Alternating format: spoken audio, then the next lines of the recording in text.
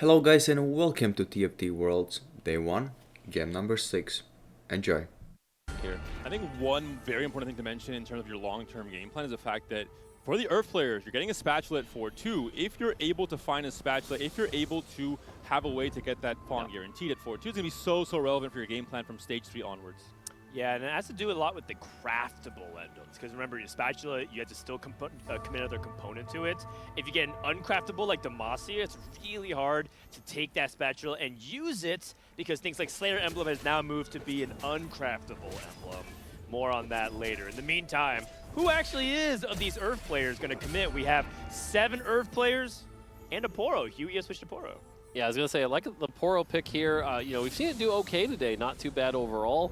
And again, knowing that you've got that silver start, there are a lot of good silver augments on 2-1, things like Blood Money, things like AFK. So we'll have to see what that choice leads to. But again, the tempo ends up pretty slow at the start and then spikes real hard on 4-2. Also has an early Quinn, so if we're able to somehow get the goods, we'll see potentially a player like Panda to pop off who needs that help. 14 points over 5 games. That is not really good. That's slightly worse than 5th place every single game. We saw in the last game that was also at silver start, 6 players ended up picking branching out, which could be seen as kind of a riskier option. We'll see that'll be the case here as well for all of our different Earth players. Anything that jumps to mind here, Jordan, with any of the options we're seeing? I mean, I'm looking at Huey. Oh, T-Lions actually immediately rolls and gets that stationary support, which is good. It's nerfed, but it's still really good. And we also have a different commit. We have, Gunners in the bottom left for Volta? We have Leighton Forge. We're playing Ornn now? What's going on? We have Blood Money as well for what jungler, which could be huge coming to stage 3. Fascinating. So only a handful of players actually going for that branching out strategy, which is honestly quite refreshing. Yeah, so I really like this play here for Bobe. We have the Blood Money. Bebe was talking about this pretty much all morning about how Bobe likes to do that loss streak, get really strong here. Sorry, risky moves. And so being able to have all that extra gold as we go into 4-2 and then get the prismatic augment, if you get something like level up, can be a massive swing. Yeah, that's right. And he has that extra floating sword, which he doesn't have to commit. Play into Ionia with that spatula with Earth's grab bag. And it's interesting because Bobe is actually a notorious lose streaker, as you mentioned. However, he will play win streak if he feels like his start is good enough. These are one of the boards where he feels like it's really good. And Jin 2, Irelia 2 with the Bruiser setup. That sounds pretty good. Does he actually end up getting the win because he's going up against an equally strong board? And Jin can sometimes troll these fights, depending on how he ends up lining up. Oh, this lineup actually might be really good. Not gonna quite be enough. It looks like Samira should probably win, but the flat AD from Jin might be enough, and it is. Oh my god. A huge win. Huge. This Jin upgrade could be seen similar to the Caitlyn from set 6, where even if you do lose, you do get those guaranteed kills when that Jin fire does come through. You're able to at least preserve a lot of HP. Yeah, for sure. I think the Jin, like you said, preserves a lot of HP, which is great for risky moves here. You're going to get that ton of gold later in the game here. I also like the guard breaker slam here. Again, keeps options very open here.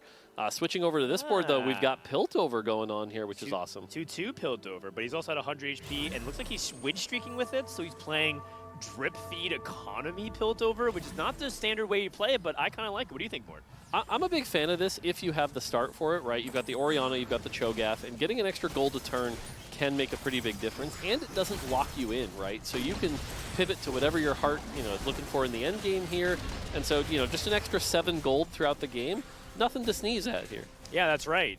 We talked about drip economy from other sets. People compare it to Astral or Yordle or Lagoon from other sets where you just get a little bit every turn. It adds up over time, and able to win streak with Piltover, yeah, you can totally sell it whenever you need to. And we saw Ace there with the Juggernaut emblem. He's a player that was trying to almost look like Hard Force, the MF strategist comp that does have that Juggernaut frontline. Could be trying to go for that same route, but... Did you guys see what I saw? He actually leveled. He pre-leveled to 5 at 2-3. That's really interesting. Such a rare play. He couldn't make 10 gold, so he chose instead to sell his entire bench, double level before 2-3. Yeah, that is an interesting play here. He knows he's win streaking here, and if he can find an early 4 cost to maybe establish his direction, maybe something like a Xayah, anything like that, or a Shen, or anything else. I mean, they've got a bunch of different options here, but I think having that extra level and that extra tempo is just going to cause a lot of damage to the lobby. And again, we know the spike is coming at 4-2, right? We know that Prismatic is coming, so trying to do as much damage as you can now to put people out of their comfort zone, make them spend that gold, I think is the correct play here. I mean, his name is Beta, but that felt pretty alpha to me as he's going to put a lot of pressure onto the lobby. Beta, a player that won the 9.0, the base set championship that qualified.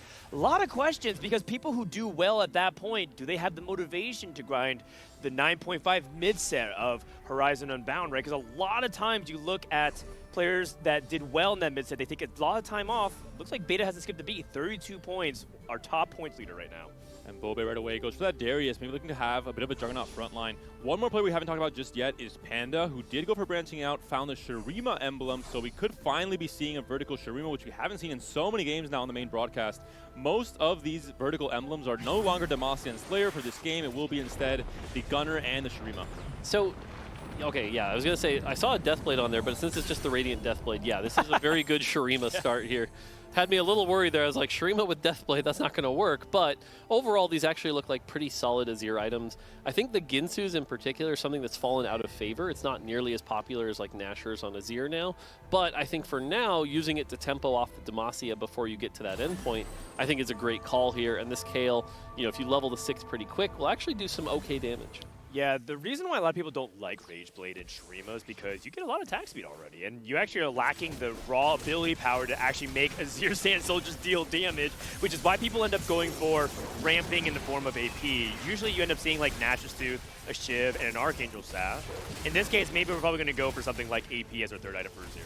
The two win streak players currently facing off. Not quite the last fight of Stage 2, but nearly there. In the end, it looks like it will be going in favor of Panda. As you mentioned more, maybe the Ginsu slam with the Shiv already slammed as well could be the relevant factor on that win for Panda. Yeah, I think absolutely it was. And I think, you know, again, these Stage 2 fights often go to that 20-25 second mark, and it gives that Ginsu's time to really crank the damage, combined with the Shiv. The other thing to note here, Shiv is flat damage. Even though it's only like 25 or 30 damage, in the early game, that matters a lot. Shiv late game is mostly about the magic resist, but in this early game, that's going to make a big difference here. And I really like this build here. It is a tempo play. Now, the one thing to note here is that he does only have 14 points in the tournament. I'm not sure tempo is what you need to be doing at this point in the tournament. I think you need to be coming out with big plays. And, you know, you need those best-in-slot items. You need those first places. This doesn't feel like that. Well, he is one of the few people that did take branching out, and he can play for the Spatula on 4-2 off the Prismatic that's guaranteed from Cardinal Arcology. 9 Shurima is a potential way to win. It's not the strongest deep Prismatic vertical in the game compared to 9 Demacia, for example, but if you're the only person that's hitting a 9, maybe that's the way you can get in. And in this lobby, there aren't really any Boogeyman players Oh, no, going for 9 Demacia, but oh, God, gets the loss at the very end there. And this is all about tempo, as you mentioned. Frodown, if he really wants to make it to 9 Shurima, he needs to have the gold to make it to level 9. And he just hit the Renekton too, which is a big deal to ascend. And honestly, there's maybe a justification of maybe over-reliance on the Demacia aspect of things. Having that extra Deathblade versus 4 Shurima could have potentially been a bigger deal. Volta sitting on 5 Alawi's, but he's going for the Gunner vertical for now. Only 4 Alawi Gunner Gunners? and nothing left. What is this guy cooking? I mean, we've seen if you can hit it really early that it can do okay, and I imagine he's going to sell it pretty quick here. I would be absolutely shocked if this turns into an Alawi 3, but does get the full lose streak, has plenty of gold here, so it's just a question of what's he going to do. Does level right away, so yeah, we're not going to see the Alawi by any means. Nobody on a streak, by the way. Beta also lost a streak despite leveling the 5 member. Oh, that Jinx 2 is big. Volta did play a line like this in his regionals campaign, which let him win, as Volta was able to actually snowball it, get to that 6 gunner, and was able to carry that to a top finish. So looking at the Zon mod we got here, we got the Shimmer Injector here, and this one gives a little bit of attack speed and a little bit of healing. If you can get to 4 Zon, that becomes a full heal. I think this one is a little bit worse than Robotic Arm at this point in the game, but if you hit the 3-star Jinx, can actually be really good, providing like just ton of extra healing and attack speed. Yep. And right now I think our limitations are front line, right? As long as we can keep that Jinx alive, we're going to deal a lot of damage. And right now we just have Alawi 2 with no other items. Going against Beta, who now is committing to itemizing things like that Orianna. We saw some of this a little bit in North America Regionals. Connor was actually one of the few players in North America that was doing an Orianna item holder situation that carried him through the early mid game. So we'll see how much Beta chooses to play into that. You see what Jungler rode to 6 at 3-1, so I'm curious to see what he's cooking up this turn. He's not really defending a win streak, so a very early level 6 from him. We'll see what the augments offer for our players as well, and if they can find that next little bit of power spike. Things like dedication, for example, if it's for the right player, could be absolutely massive, and it is an insta pickup, it looked like there. Yeah, that was instantly slammed. That was a good call out. Of all the 8 views, you slammed right to it. Bobe also has a dedication, picks that up here. So again, we're definitely seeing those verticals being really preferred right now. A couple other players still really trying to figure out what they're looking for here. We've got things like support cache, portable forge. T-Lades takes shoplifting, so that can help him get to 9 if he wants to get there. You know, we still got Bruiser Crest on the screen. Could you hit that? Yep, sure enough, goes with the Bruiser Crest. So again, it seems like a lot of people got a lot of what they were looking for. Very good spot for what Jungler here looks like. If he's able to hit the 6 Bruiser early, if he's able to defend this win streak until he does, that could be absolutely massive. Maybe a level 7, 3-5 roll down if he feels it's necessary. Again, this is a player that is middle of the pack, needs to find a way to actually finish second or first in this game 6. Going against Beta, who did take long distance pals, connecting that Orianna to that Cho'Gath. Still level 5, by the way, for Beta. Indicating either a slow 6 or he's going to reroll. His position does not look very good for reroll. Doesn't have items for Cho'Gath. Doesn't have like a crazy amount of Orianna 3s, and even then I recommend against Orianna. So does Mordog. I mean, Orianna 3 can sometimes do it, but not in this spot. I think you're very far behind. So Beta going for a slow 6, which is not actually something you usually see. What an interesting game for Beta. A fast 5 on 2-3, a no level to 6 on 3-2. What do you make of it, Mort? I think it's just a recognition of your board state, right? It's like the fact that you haven't hit a lot of key pairs, you're in a rough spot, and so you're just really trying to maximize your gold. And we've seen this a lot of China in past sets, right? They're willing to play for that maximum economy, go to 8, and then play around a specific carry. And so this feels like that sort of traditional play, and I kind of like it. He's got the health. If he wants to lose streak the entirety of stage 3, he's got that option. Yeah, China's gone through multiple identities, being a over-level, over-aggressive, roll to 0 every turn, and then as they started winning championships, realized how to greed and be like way too aggressive in terms of economy, right? Like they were trying to like lose so much HP, and it feels a little bit of the new and the old fusion there with Beta. And as well, still level 5, so very interesting lobby here when it comes to the tempo in this stage 3. Bobe also picked up dedication, so he was playing Ionia. I'm curious to see where he goes with the 6 Ionia or the 6 Vanquisher. I assume Ionia will be the decision there. Yeah, Bobe actually did not get the situation that he wanted to, which is, remember how he leveled at 2-1 with that Gen 2 Irelia 2? He wanted to play Streak, and then he win-loss most of stage 2. His HP is low, his economy is probably not doing great either. I don't think he can go for a 3-5 roll down, especially if there's really strong people like Wet Junglers who are streaking right now in the lobby. 20 on the carousel could be absolutely massive for the German player. Not going to be here. I think the big thing is going to be if that risky moves comes in, he'll have that extra gold. Hopefully should get him in a spot that can get him where he can level up here. But being this low on health, you know, you're not looking at one of those really, really high cap boards. Yeah, and it's going to be really tricky for Bobe to make that comeback because it doesn't look like he will be able to get that Ionia. Actually, he does get the Ionia right now. I realize he has 4 in the dedication, so it looks like he didn't even get dedication immediately. And now he has options. So is he going to go for the 7 or is he going to go for the crazy Ash 3? We're about to find out right now. See the setup as he slots it in. He's going to go 7 right now, decide to roll it down, try and find some extra amount of stability. A 4 loss streak for now. Huey also on the bottom end of the standings. Did find a 0 on the carousel, so has a way to maybe stabilize off of that with 4 Shurima for now. Maybe leaning into that Bruiser line a little bit more in stage 4. He's so poor. He's kind of thinking about whether or not he wants to even hold into the Nasus pair, but if he hits Nasus too, how does it squeeze in? Because he's already playing things like the Darius for the Vanquisher. This is all so awkward. Yeah. Bobe trying to go for a 6th loss on stage 3. This is too conservative even for my taste in terms of like whether or not you actually want to roll deep or not. Yeah, the big thing that surprised me is how little gold he had after the risky moves, right? Like, that's a big influx of gold here, and the fact that he wasn't able to get much economy here, rolled down, hit basically nothing. This is the point in the game where a Gen 2 just does not do much, kills maybe 1 unit, takes 6 damage here, and 39 at this point. If we lose one more time, we're going to be at like 25.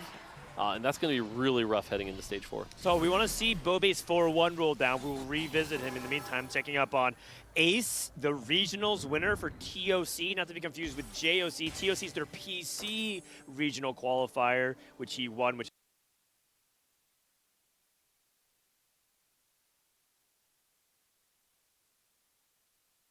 is what what most people consider to be China regionals when they're talking about colloquially, and then JOC is the mobile version.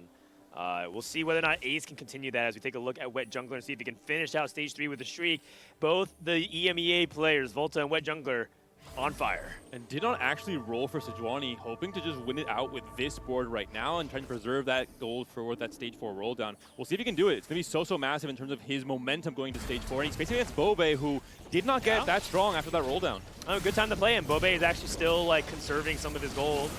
He did roll a little bit. Looks like he picked up Karma too. So Bobe is doing a mid roll. He's actually rolling a little bit across a couple of turns. Huge heal. And he wants to lose by 1 or 2 units. The best exchange is that Wet Jungler wins by 1 unit. Bobe actually does not want to win this. And it might come down to the last cast. Perfect outcome for both these players, potentially. Oh! Okay, that was Oh no, you can see Wet Jungler's reaction. He cannot believe the Jhin actually survived to cast. Jhin, why? That was like literally the opposite of what was supposed to Every happen. time I play Jhin on my board, he always dies a millisecond before he casts her, but the opposite occurs. Oh my that So much was gold lost. so rough for both those players. Definitely not what they wanted here. Unfortunately, you look at Wet Jungler's setup here. He's got a great Azir setup if he can get it going. These items are going to be really good. You've got that Bruiser emblem. It's just a question of can you find the Azir? Can you find the Sejuani? You know, and again, this 4-1 roll down for a lot of players right now. If you look at the gold on the right side, there's just so much gold. This is going to be key for everybody. And the problem, Huey already has an Azir trying to go into that Azir Bruiser line as well. We have Panda who's trying to play vertical Azir, so it's going to be very, very hard to find this Azir on the cooldown. Finds a Kaisa though. That might be good enough for Stage 4. Yeah, Kaisa plus maybe 1 challenger, and it does end up attacking in that Nafiri links with the Shurima, so we can stop here for sure. Meanwhile, who else is rolling down here? Volta is still streaking. I want to see if Bobe can pull him out. He is the most hyped prospect out of the field of 32. And he has improved his board. He has a Shen 2, but what is more important, he's not rolling. He's at 50 gold. Yeah, that's the part that, you know, again, Bebe did talk about this at that playstyle. And I will say, by the way, we know it's a prismatic. So holding that much gold might be a big play here, right? If you can get something, again, like Level Up, or even, you know, the Infernal Contract, those can give you a lot of choices where you've got just a lot of gold to work with here. But again, this Jhin is just not cutting it right now. Do you think he's going to go for the Vanquisher +1? I think he is with the Spatula. Ends up losing by 3 units, which is not what he wants, but he's most certainly going to pick Final Grab Bag here as we hit the prismatic option. Chewy, by the way, gets offered What the Forge, rolls it immediately. I am very curious. Panda also picks Final Grab Bag, trying to potentially make a Shurima emblem to slot onto his board. And as we mentioned very early into the game, try and go for that 9 Shurima angle. Yeah, it's interesting to see how many people are taking Infernal this Contract, bottom left for Volta. He's going to go for a big roll down. A high APM player from EMEA trying his best to roll down all of his gold on 4-2. And you can see it here, the absolute speed does find Sejuani too. Going to start holding some Sejuanis as well, potentially angling towards a win condition. And Volta's a player that really is so good at identifying win conditions and playing for them in the mid game. Yeah, he's very methodical. You know, it's a little bit ironic. He has a reputation of being the grandpa of the French scene because he really takes his time. He does have 5 Sejuanis. Now, that being said, there's 2 Bruiser players, and so I think the more likely outcome is just that he's just making it difficult for other people to hit Sejuani. He ends up selling it, which I think is a wise call. He's not hitting Sejuani. Yeah, right now he's 1 Jinx away from this Jinx 3. You know, that can be really strong here. We've seen it do well before. You know, it's a question of what mod and things like that. But being capped at level 7 here is a little bit of a burden here. You're not going to be able to level up. But the fact that he got the Heimerdinger already, that also gives him the thing. I wish we'd maybe seen self-repair just to give that extra front line. You've got plenty of damage. You've already got the Shred and things like that. But otherwise, if we can hit that Jinx 3, that's going to make a massive difference. Bobe on 6. Shen's at the moment. I mean, someone else has Shen 2, but he also has a Duplicator. Might he actually sneak out a random Shen 3 that people are not paying attention to? Potentially, yeah. I mean, no one's really scouting for three-star forecasts at this point in the game. With the Duplicator, it makes it much more likely. Phase 3 is huge for Volta. Jinx 3 is even bigger. But he has no items, which is the real big problem.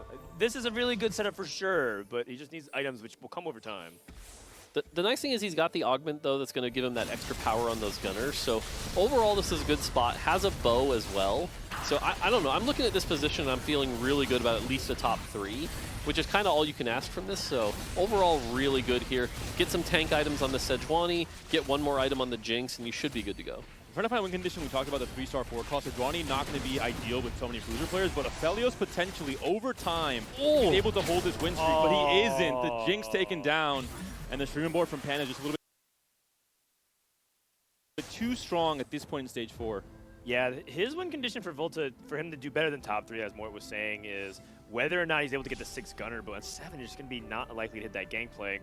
Unless you're able to spike that 1% across all the rolls, which, to be fair, you have so much time and maybe pick it off Carousel, that could be a way for Volta to sneak into that top 2. Yeah, unfortunately, I don't think that's really realistic here. I think it is just focus on getting the items, round out your Jinx, round out your Sejuani, use that Heimer utility, and just, like I said, hopefully squeeze into about a top 3. You're just not looking at like the cream of the crop from this position, unfortunately. Saw a sign on the carousel. What Jungler would have loved to pick that one up, but won a little bit too many rounds in stage 5. Double duplicator on the bench there we saw for Panda. And when Jungler will see, he looks stable. He's won the last 2 fights as well. He's on 6 Bruiser finally. Does have a sign of his own, not counting the one from the carousel. Yeah, the issue that Wet Jungler is going to run into soon, probably not That's Shen 3. Oh, that's a Shen 3! Goodness. How did he hit Shen 3? He had 1 duplicator, so found 2 more natural copies on that roll down. Oh my The sigh of relief. And he has double adaptive, so that's going to be helpful to generate the mana. And look at the other side for what looks like to be T-Lane's board, who only has Fiora 1 and a Kai'Sa 2. I'm not sure he's going to be able to take down the Shen 3. Now, Shen 3 is not necessarily one of the biggest 3-star 4 costs. It does have massive shields, but things, Oh, no. for example, like if you look at this Kai'Sa, actually, this is hold what I'm on. talking about, right? Wait. Oh, Anything Bobe, can't that can believe it. skip the front line can do a lot of work here. He's probably going to lose this fight with this next cast, but in overtime, this Kai'Sa could kill right no! here. That's it. Oh! Oh, just barely. Bobe is not looking so confident anymore. All right, we need some support. You can't just rely on Shen 3. Yeah, that's the weakness of Shen 3, right? If you can skip that Shen, delete the backline with things like Quinn, things like Kai'Sa, then the Shen falls apart. If you can't, if you're a front-to-back comp, GG, you're going to lose. Yeah, fair enough. And there's a lot of front-to-back comps. You look at those, those Bruisers, for example. Or actually, I guess Wet Jungler does have that Kai'Sa that might make him reevaluate whether he wants to sell that Kai'Sa in a matchup like this. Yeah, Mordekaiser is actually a great example. Mordekaiser really struggles to get through this Shen. It's just going to be stuck on it for days. Azir as well. Too true. Speaking of that Bruiser with that Kai'Sa, let's see if Wet Jungler can find a way to stall long enough with his Archangels on this Kai'Sa. This is actually a good setup for potentially Wet Jungler to steal a fight over Bobe. Oh, what the Karma? The Karma stays alive. She's able to dish out continuous damage. It's only the Kai'Sa left. Wet Jungler takes a bit of a hit. Panda continues to streak, though, currently first in the standings. Can he actually make it to 9 Shurimas? The big question. He has both emblems already. That is true. Currently, it looks like he's at level 7, though. So, still pretty far away. But he is on a 5 streak, so his economy is in a good spot. Taking a look at inventory here, HP account has 2 clusters. You have the people in the bottom 4 that are all pretty condensed based on one fight, and then you have the top 4 all kind of close. But the people towards the bottom are kind of strong. Actually, well, specifically Bobe and Wet Jungler are decently strong. I'm surprised that Ace is on a 6 loss, as well as Huey, though. Huey on that portal, we haven't been able to check in much. Does not look like he is sitting well this game. Yeah, Huey and Ace right now are the 2 people to be concerned about. They're in that bot 4, 6 loss streak, 3 loss streak, pretty rough here. Panda, on the other hand, 5 win streak, so definitely looking really strong here. You've got to be kind of frustrated if you're Ace right now. It's like, where are my Shens? Where are they? Yeah, I mean, and even more so, is this 6 Vanquisher enough, right? He does find the Shen, one of the few remaining, and is now going for the opportunity to go for 6 Vanquisher, 6 Ionia. On a different patch, a few patches ago, this was the Exodia. This was the setup that people were looking for. Now, it's hard to say. I actually don't know how good it is when you have Shen 1 and you're going up against Shen 3.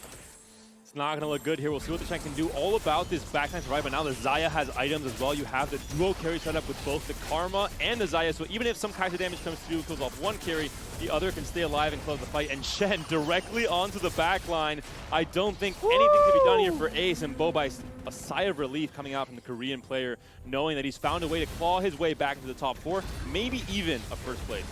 Yeah, I mean, possible. You know, the Shen 3 we can talk about, but one of the other key components here that's going to make it really hard to deal with is that Gunblade on the Xayah.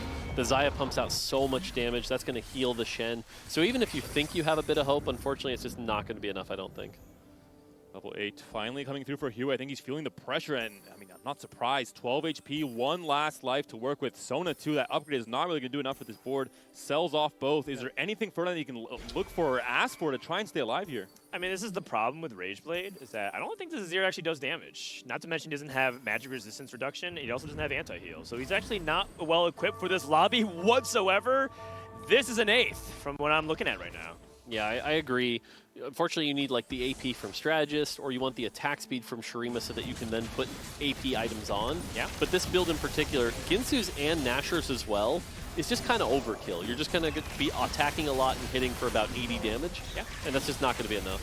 I mean, assuming your front line is good enough, right? This is strong enough to compete on stage 4, but it really wasn't. He's that far behind in tempo.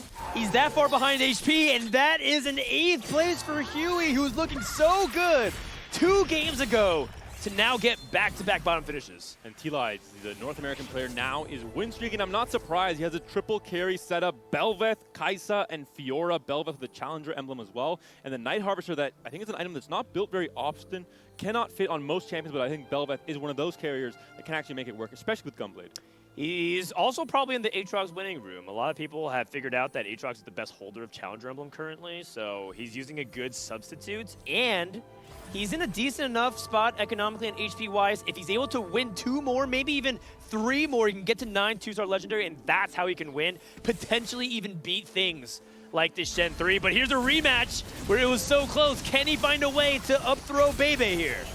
Belveth, true damage. Is that going to be relevant enough? The Xayah and the Karma still very much alive, but Fiora is sneaking into that left side. The Karma is almost down. Now she is, but Fiora gets onto the Shen instead, and they can't do enough. The Karma is dead, but the Xayah does clean up your Shen, tanking for so long, as he should. We're once again back into the same 1v1, but surely Shen has got these, right? I think so this time. I mean, unless this overtime cheese overtime. times perfectly.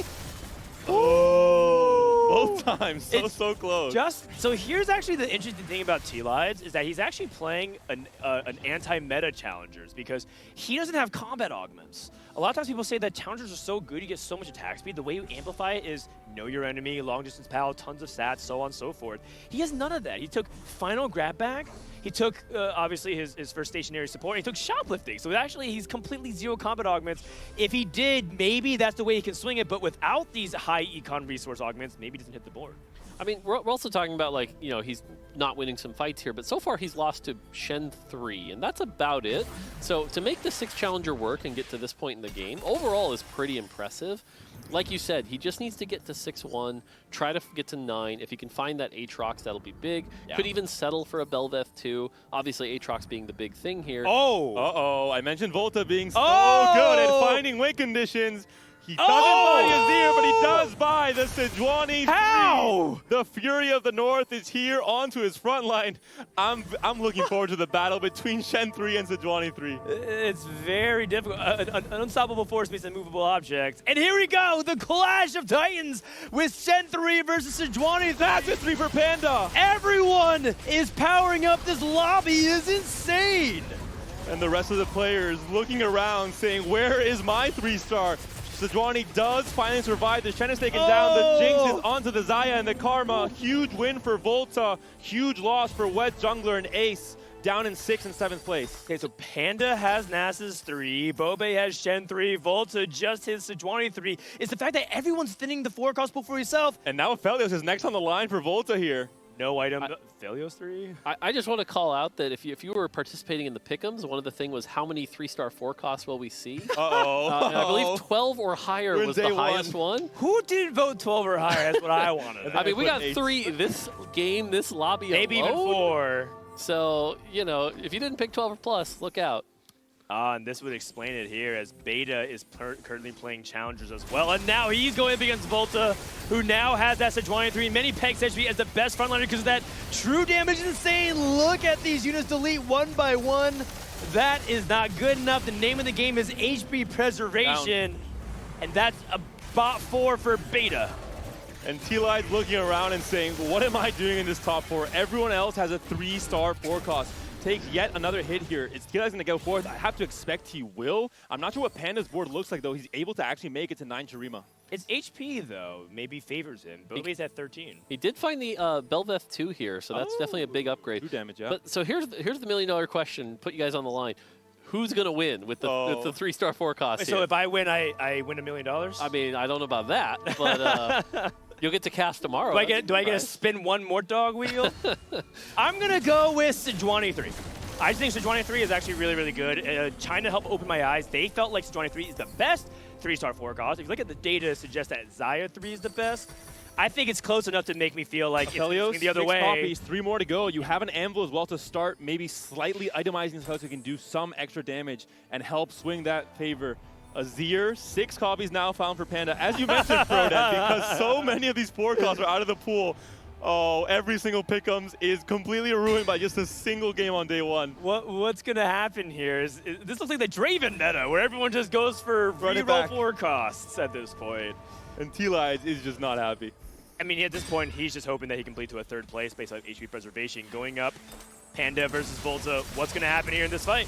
Azir trying his best. The Rage Blade could actually be relevant with how long this fight might go for if the Jinx can't start building out this front line right away. But Nasus already chipped down to half. Sejuani even lower. Oh my taken God. down. Jinx left alone. Volta taking a massive hit in this fight, down to 20. Bobe stays alive. T-Lides down to 7. Yeah, T-Lides has to be 4th at this point.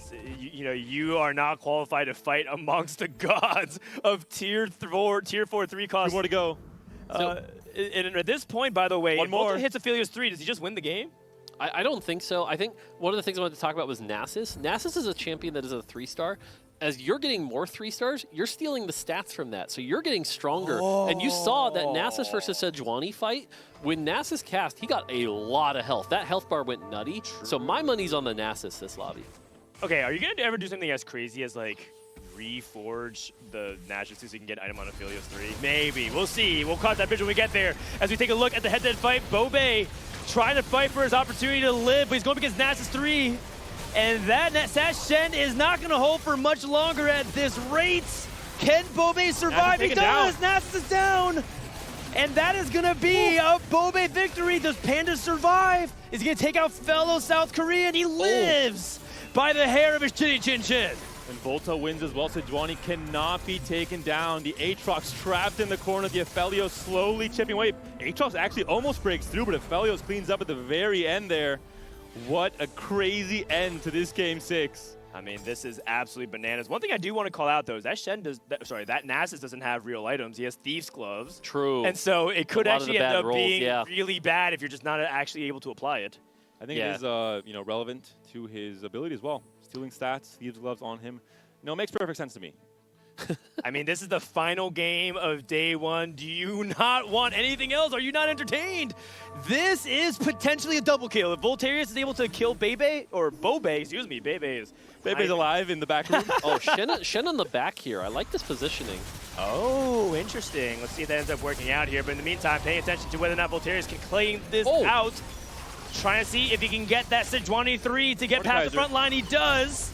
Meanwhile, on the left side, Panda able to get that win as well, which means, I believe, Bobe is dead. And that's going to mean 2 players remain to fight for this 8-point victory. All right, so the last time they fought, because we saw the Shen was beating the Sejuani, but the Shen is out now. We saw the Nasus beat the Sejuani, but again, that also determined on those Thieves' Gloves rolls, right? So look at the Thieves' Gloves on the Nasus here. Although that's not okay, we got Deathblade actually. Yeah. More rolls. Can find the Aphelios 3. Did pick up a Bramble, so it doesn't actually find an item that could slot into this 3-star, but doesn't find it in the end. So it's going to be the same fight played out here. So Sejuani 3 versus the Nasus 3. As you mentioned, Mort, the stats he reforges. so relevant. Oh, Thieves' Gloves. Big, but we take those. And Runins on Jace?